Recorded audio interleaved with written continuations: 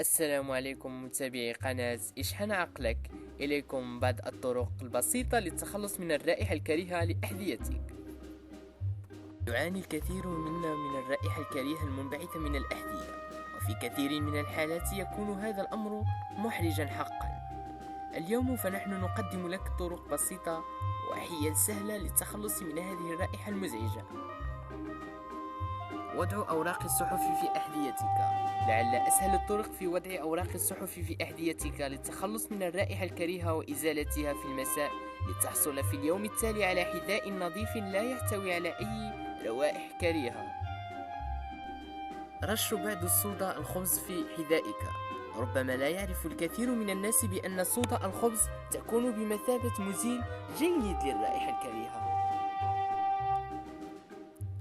وضع قشور البرتقال في حذائك. وضع قشور البرتقال في أحذيتك يمكن أن يؤدي ذلك إلى نتائج رائعة، ففي صباح اليوم التالي ستجد أن أحذيتك نقية دون وجود أي رائحة كريهة. وضع المطهرات الكحولية. هذه السوائل تستخدم كمطهر موضعي، حيث تقوم بالقضاء على البكتيريا، وإنه من الأفضل وضع القليل منها في أحذيتك وتركها في منطقة تهوية جيدة. ارتداء الجوارب. ربما يفضل البعض ارتداء الأحذية دون الجوارب، لكن إنه من الأفضل أن تقوم بارتداء الجوارب، لأنها تساعد على امتصاص العرق وتحفظ الأحذية خالية من الروائح الكريهة. تغيير الجوارب. لا تقم بارتداء الجوارب نفسها لأكثر من يوم واحد، لأن ذلك سوف يفسد عملية ارتداء الجوارب التي تحدثنا عنها في النقطة السابقة. الحفاظ على نظافة قدميك.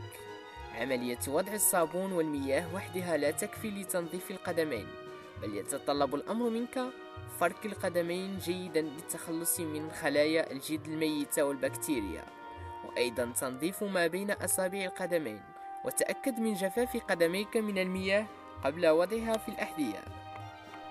وضع المنظفات مع الماء المغلي في الحذاء.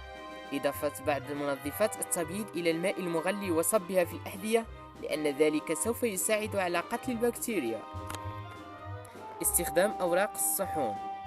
وضع زوج من أوراق الصحون في أحذيتك قبل ارتدائها والتخلص منها في نهاية اليوم.